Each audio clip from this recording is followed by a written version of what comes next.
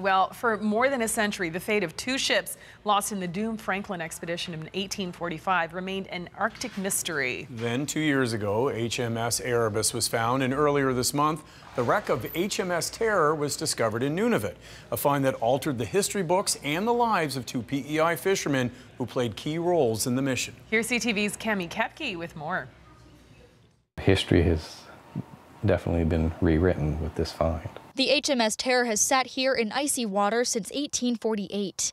It was abandoned by British explorer Sir John Franklin's crew during a failed attempt to find Canada's Northern Passage.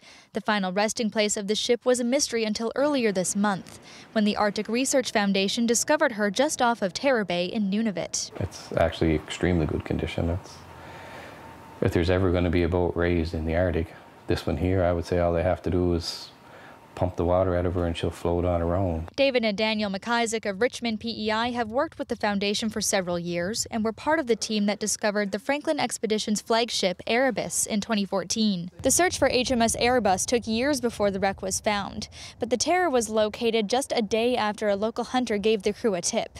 Daniel McIsaac was the first to see the wreck on the depth sounder. None of us wanted to drink to see what it was, so none of us actually said that it was the Terror. They've been looking for the boat for 170 years now. I've been on the water for most of my life now, and I said I've never seen this before, so I said it's either a shipwreck or it's a huge whale, the skeleton of a whale. It took 3 days for the crew to verify that this shipwreck was indeed the HMS Terror. Its location and pristine condition literally rewrite history. It was supposed to be found crushed in the ice on North King William Island, and we found it in perfect condition in a bay on southern end of King William Island, and it actually looks like the anchors were deployed and it was just sitting there anchored. The top deck was completely there. It had the double-wheeled helm on it still.